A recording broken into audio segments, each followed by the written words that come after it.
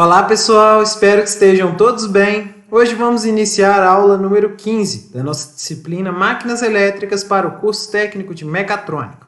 Nosso objetivo hoje é discutir o circuito equivalente da máquina de indução trifásica e os ensaios para determinação dos parâmetros desta máquina, tá pessoal? Esta aula vai ser dividida em 3 partes e esta é a parte 1. Muito bem, pessoal. Por que utilizar o circuito equivalente da máquina de indução? Esse circuito equivalente ele permite para a gente efetuar alguns cálculos com a nossa máquina. Tá? Então, a gente permite fazer alguns cálculos relacionados à estimativa de corrente partida da máquina. A gente consegue entender quais são os parâmetros que afetam a eficiência da máquina de indução. Quais são as características de conjugado dessa máquina. Então, como que o conjugado gerado pela máquina varia com a velocidade. Faremos isso na próxima aula. Como que o fator de potência da máquina varia em função da carga. Tá? Então, todos esses cálculos eles podem ser realizados por meio do circuito equivalente. Tá? Que, de fato, é um circuito que representa a máquina trifásica por fase. Tá? Então, ele é um circuito por fase da nossa máquina de indução. E esses parâmetros deste circuito equivalente, que são resistências e reatâncias, de forma similar ao que acontece no transformador, eles tipicamente não são fornecidos pelos fabricantes, tá? Porque os fabricantes eles não utilizam de fato o circuito equivalente. Eles têm outros modelos muito bons para cálculo de perdas no material magnético, modelos para a estimativa térmica da temperatura de operação da máquina, modelos para poder determinar os esforços mecânicos nos mancais da máquina e tudo mais. Tudo isso os fabricantes têm acesso a esses modelos, mas circuito equivalente em si eles não utilizam. Tá? E qual que é a nossa tarefa? Né? A gente quer obter então um circuito equivalente para a nossa máquina de indução, da mesma forma que obtemos um circuito equivalente para o transformador. Tá? Então, neste ponto, se você não lembra de como fizemos para obter cada um desses parâmetros aqui do transformador e qual é o significado físico destes parâmetros, no caso as reatâncias de dispersão e a reatância de magnetização e a resistência que representa as perdas magnéticas, eu sugiro que vocês retornem na aula do circuito equivalente do transformador para poder revisar este conceito. Né? Uma questão importante dentro do nosso transformador real, né, que contempla todos esses elementos de perdas, o nosso modelo contempla aqui dentro um transformador ideal, que ainda apresenta aquela relação de transformação das tensões. Né? Então, a tensão E2 sobre a tensão E1 é igual a N2 dividido por N1. Já para a máquina de indução, nós deduzimos na aula passada que a relação entre a tensão induzida no rotor e a tensão do estator, ela se relaciona com o número de espiras entre o rotor e o estator da máquina e entra aqui o escorregamento da nossa máquina, visto que o escorregamento define a velocidade em que acontece a variação de fluxo. Né? O rotor está numa velocidade, o campo girante está em outra, a subtração entre essas duas velocidades é que nos dá a variação de fluxo. Então, quais serão as premissas? Né? Nós vamos assumir inicialmente que a nossa máquina ela é uma máquina de rotor bobinado. A gente vai perceber que isso não vai ter perda de generalidade, tá bom? Mas vamos considerar que temos bobinas do estator e do rotor. Entre elas temos o entreferro. Existe um número de espiras nessa bobina aqui do estator e um número de espiras nas bobinas do rotor. E o que a gente vai fazer é uma analogia ao transformador. Então, a ideia é, basicamente, a bobina de estator ela é análoga ao primário do transformador. A gente alimenta o primário e espera ter uma tensão induzida no secundário, que no caso da nossa máquina elétrica é o rotor.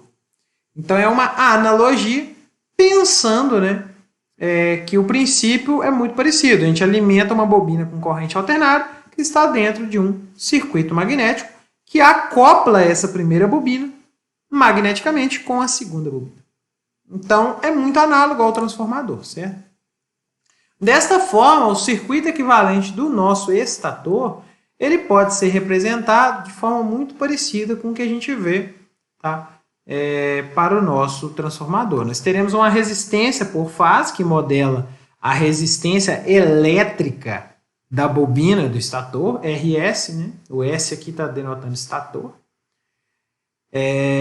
Nós temos uma reatância que a gente denotou aqui por XLS, tá? Que seria a reatância de dispersão.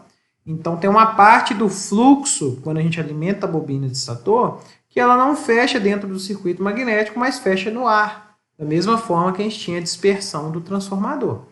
Consequentemente, teremos uma reatância de dispersão. Temos uma reatância de magnetização que modela a corrente necessária para ter fluxo dentro da nossa máquina. Se você não lembra esse significado físico dessa reatância, retorne na aula de transformador.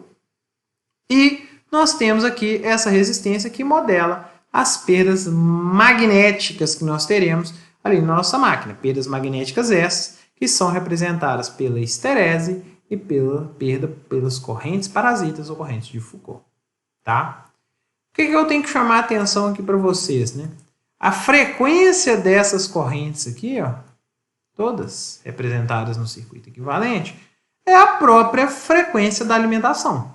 Então, se eu alimento o estator com 60 Hz, eu espero que as correntes que circulam nessa bobina, né, elas sejam correntes de 60 Hz. Também lembre que isso aqui não existe lá na máquina de fato. Você não consegue pegar esses elementos separadamente. Isso é um modelo, é uma forma de representar eletricamente a máquina. Então, lembre-se, isso é um circuito que representa a realidade. Mas, na prática, você não consegue separar o RS dessa indutância. As duas coisas estão associadas à mesma bobina. Então, elas não existem separadamente, ok? A gente separa aqui para poder entender. Tá? Porque o significado físico de cada uma dessas parcelas, dessa impedância, que é o que existe no final das contas, existe uma impedância única equivalente.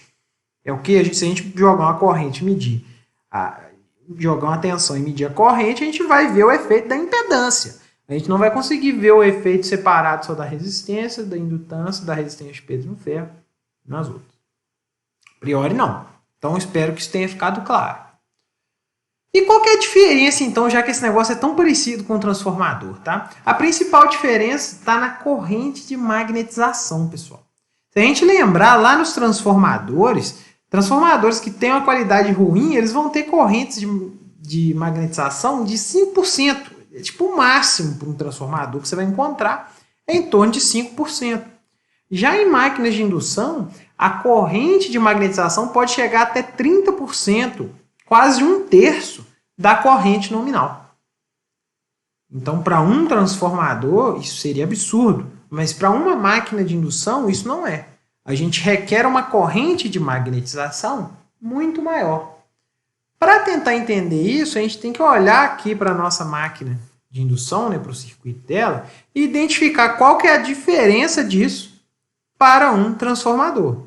Se você conseguir olhar para isso aqui e achar qual que é a diferença, você vai encontrar a razão dessa corrente de magnetização ser maior. Sugiro você pensar um pouco. Espero que você tenha pensado e espero que você tenha chegado a uma conclusão, tá, pessoal? A resposta, né, por que a corrente de magnetização é maior, está relacionada ao entreferro. Se vocês lembrarem, né, o entreferro, ele é uma parcela aqui do circuito magnético que aumenta e muito, tá, a relutância do seu circuito magnético.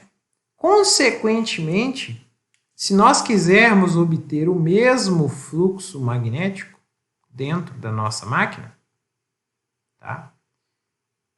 Pensando que são circuitos equivalentes, né?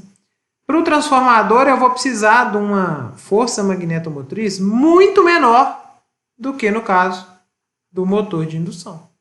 Isso acontece porque a relutância é muito maior, o entreferro cresce muito essa relutância, nós vamos precisar de muito mais corrente para manter o mesmo fluxo. Consequentemente, a gente vai ter correntes de magnetização maiores na nossa máquina, tá? Até 30%. Então, espero aí que tenha ficado claro. Ok. Para poder agora entender a parte que está faltando, que é a parte do rotor, vamos inicialmente supor que o rotor está travado. Por quê? Porque na situação de rotor travado, as bobinas de rotor elas estão estáticas em relação às bobinas de estator. Desta forma, a gente chega num circuito equivalente muito parecido ao circuito do transformador. São duas bobinas acopladas magneticamente, o fluxo da primeira atinge a segunda, quando o fluxo da primeira varia, o fluxo da segunda varia. Desta forma, a gente pode obter este circuito equivalente para a nossa querida máquina de indução. Então, olha que legal, né?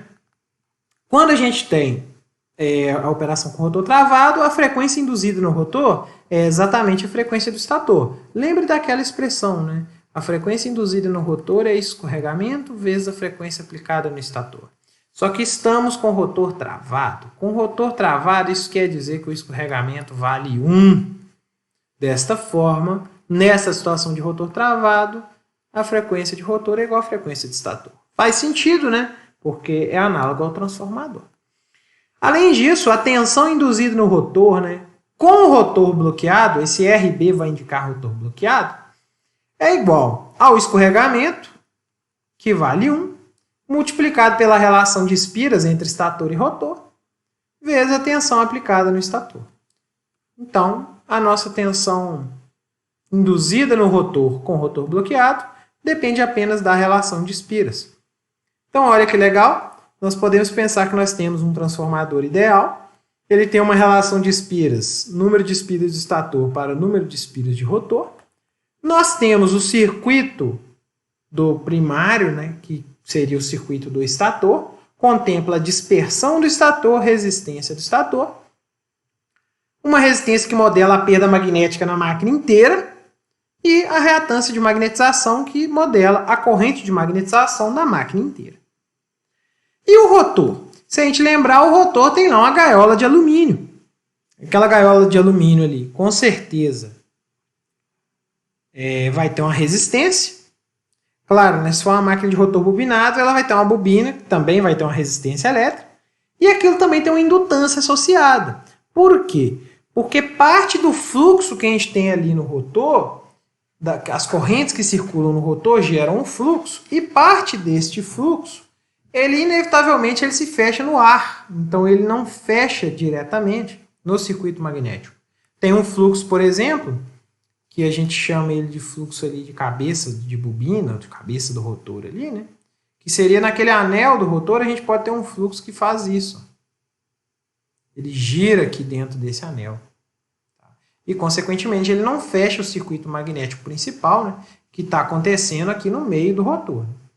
Desta forma, né, nós teremos uma reatância de dispersão de rotor aqui. Ok, e essas reatâncias, né, elas são calculadas de acordo com a frequência. Você deve lembrar que a reatância é 2π vezes a frequência vezes a indutância. Então, nós teremos que a reatância de dispersão do estator será 2π vezes a frequência do estator vezes a indutância de dispersão. A reatância de magnetização, que está aqui, ela é 2π vezes a frequência do estator vezes a indutância de magnetização. E a reatância de dispersão do rotor, ela é 2π vezes a frequência da corrente do rotor, que neste caso é a mesma do estator, vezes a indutância de dispersão. Por que eu chamei a atenção para isso aqui? Porque quando a máquina estiver girando, esta situação aí vai ser bem diferente. Muito bem.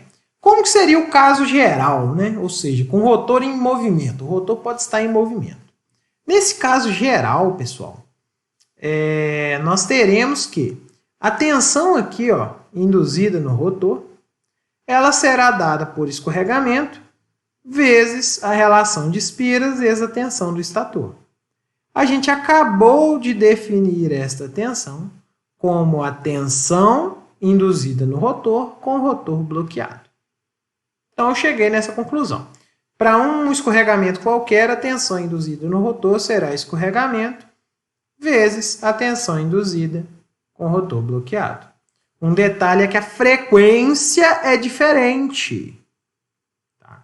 A frequência será escorregamento vezes a frequência do estator. Se o escorregamento for 1%, isso aqui, né, a frequência do rotor é 1% da frequência do estator.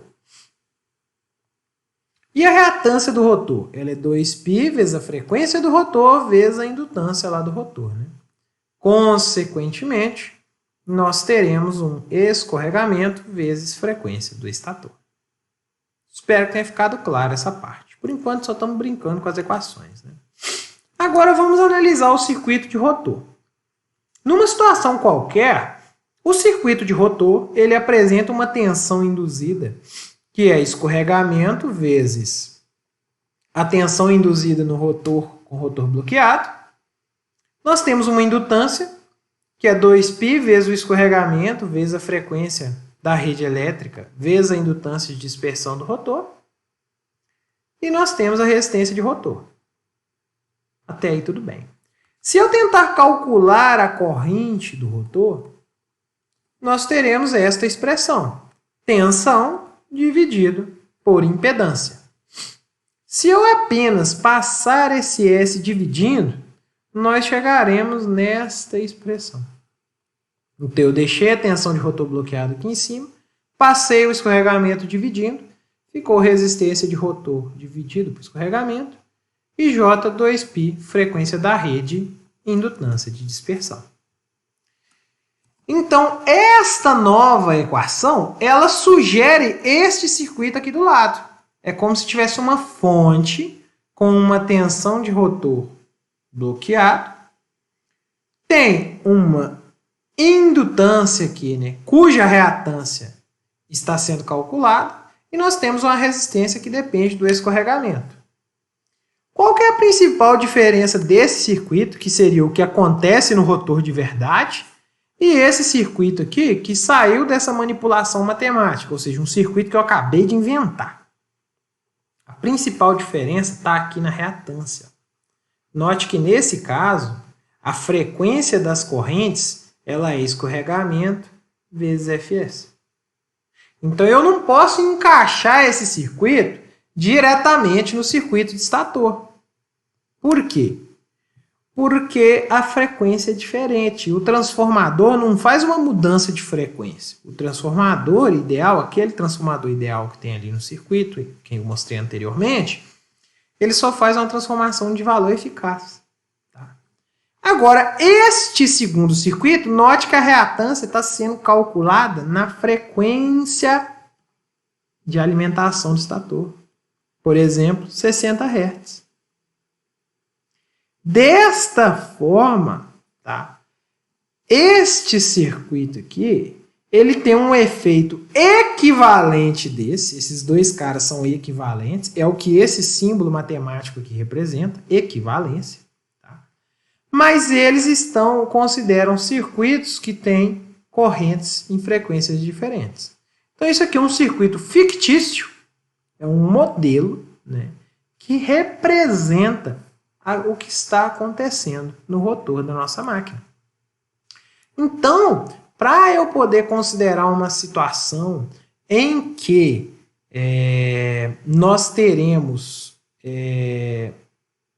o nosso circuito de rotor encaixado no circuito de estator, eu tenho que considerar aquele circuito modificado. Perceba que na situação de rotor bloqueado, o escorregamento é igual a 1. Esse S aqui desaparece e nós teremos o mesmo circuito que obtemos anteriormente. Tá? Outra questão que esse circuito aqui faz sentido, tá? Quando o escorregamento tende a zero, significa que nós estamos na velocidade síncrona.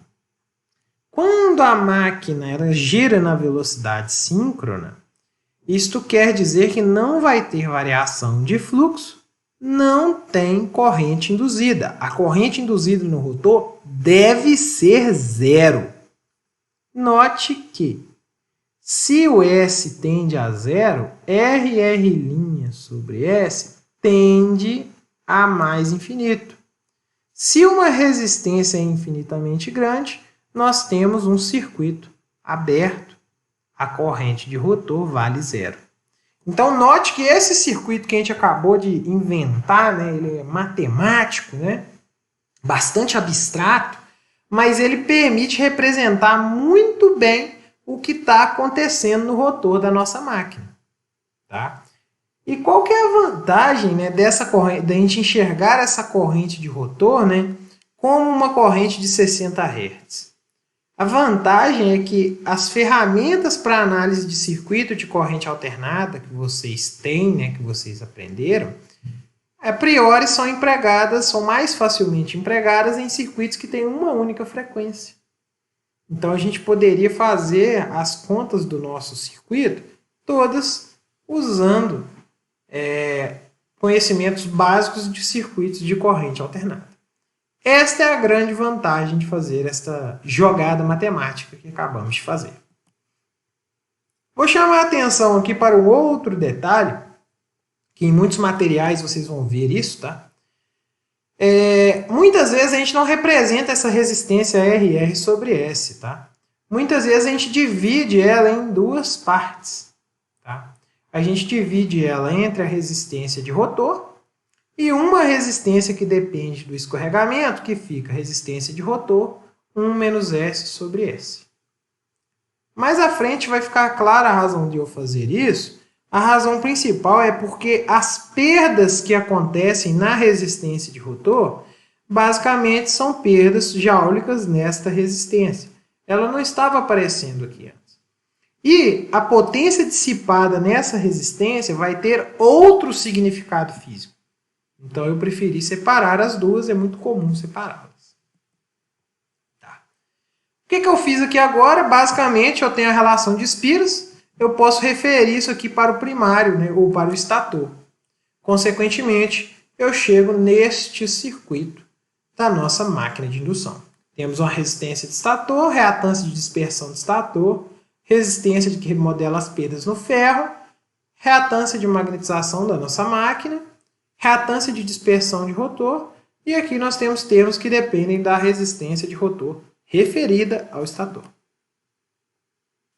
É muito comum, tá, a gente encontrar esse circuito da máquina sem esse termo aqui das perdas no ferro.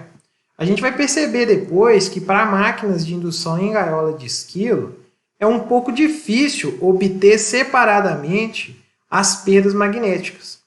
Desta forma, a gente vai ter uma jogada matemática que a gente desconta essas perdas no final.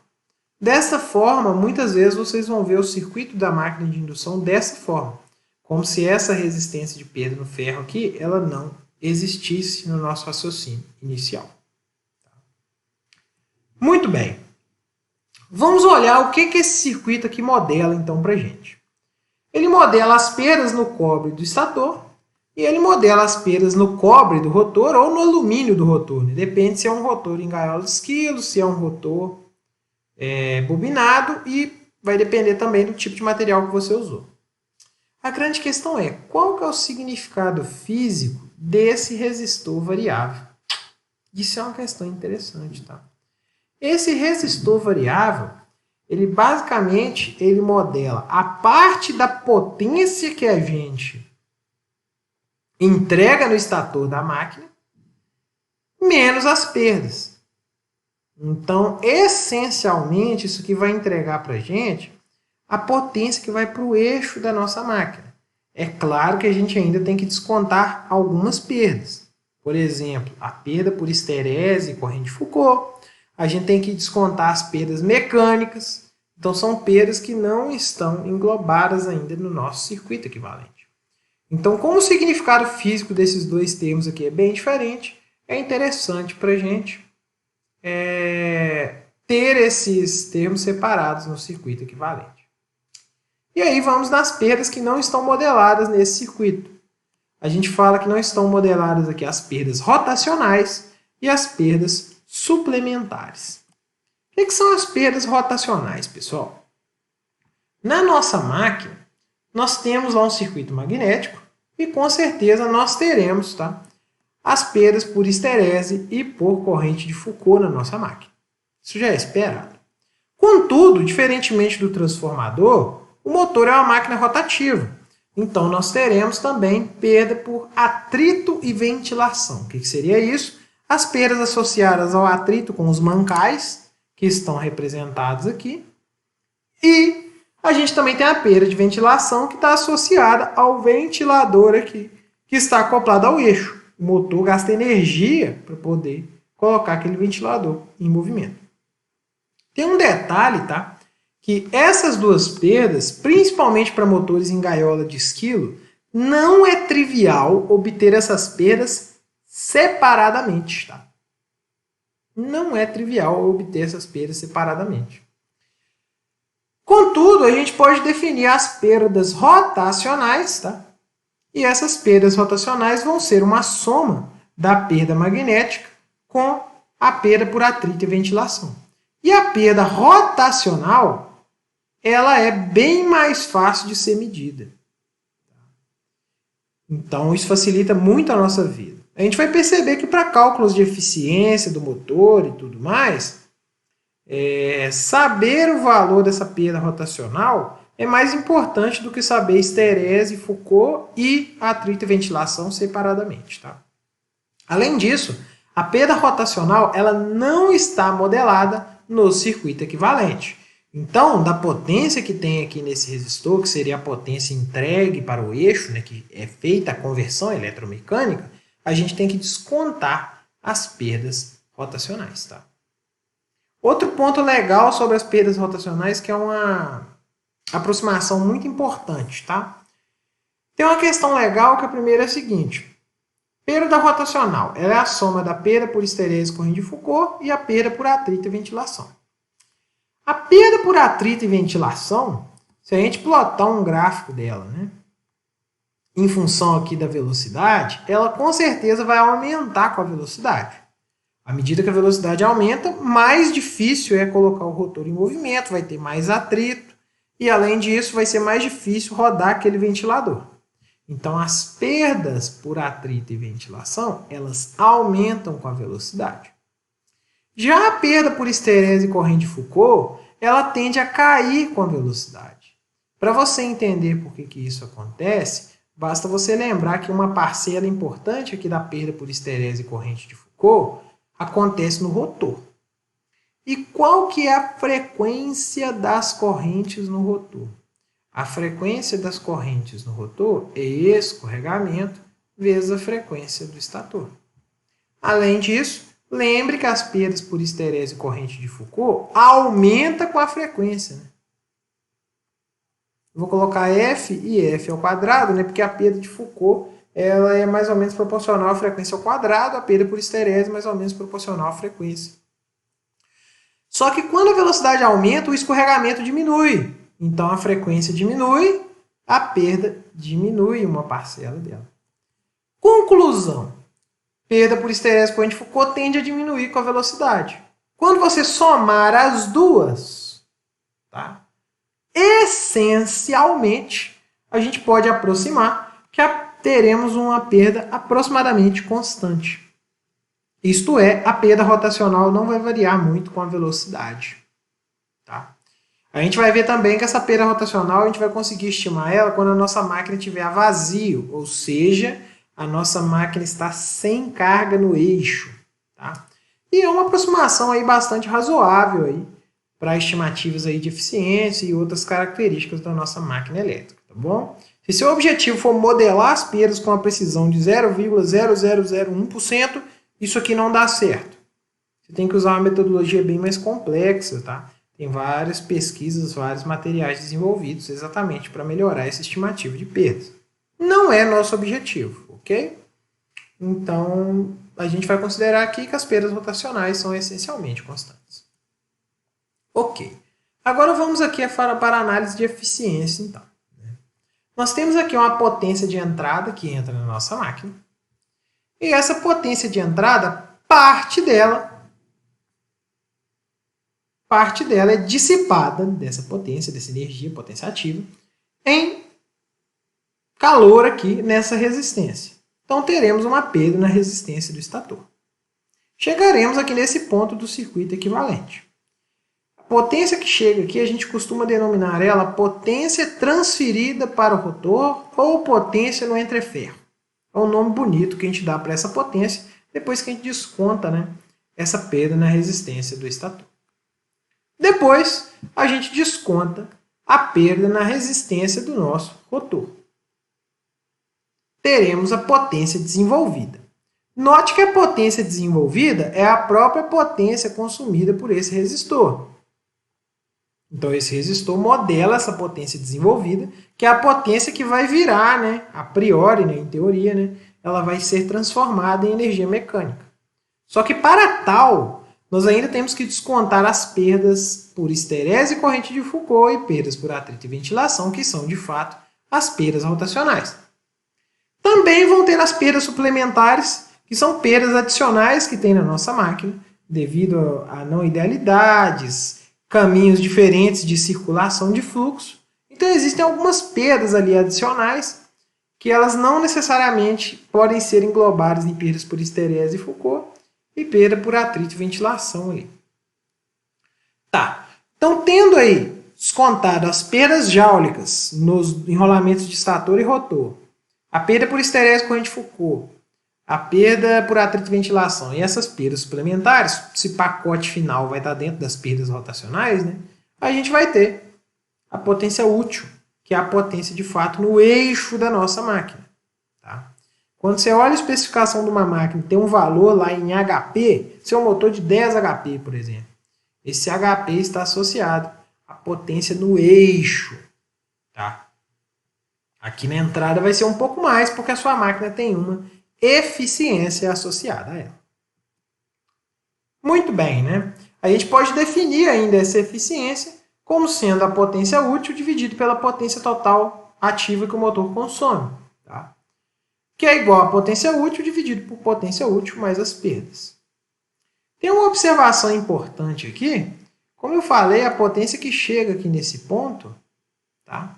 É a potência transferida para o rotor. Chegou aqui, né? Parte dela vai ser dissipada na resistência de rotor e parte vai virar potência desenvolvida. Né? Como esses resistores dependem aqui de R e R', a gente pode ousar calcular como que essa potência divide entre essas duas resistências. Tá? E aí a gente consegue provar que a potência desenvolvida, ou seja, a potência que vai para o eixo lá da máquina, apesar da gente ter que descontar as perdas rotacionais ainda, ela é igual a 1 menos escorregamento vezes a potência transferida. Uma consequência disso aqui, pessoal, importantíssima, é que 1 menos o escorregamento é um limitante superior para a eficiência da máquina. Vocês devem estar lembrados que eu comentei que o escorregamento ele deve ser bem baixo para máquinas de altíssima potência, tá? Para que a gente limite aí, né?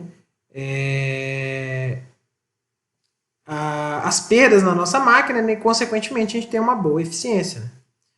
Então isso é uma questão interessante. Grande parte da potência vai ser dissipada nessa resistência de rotor.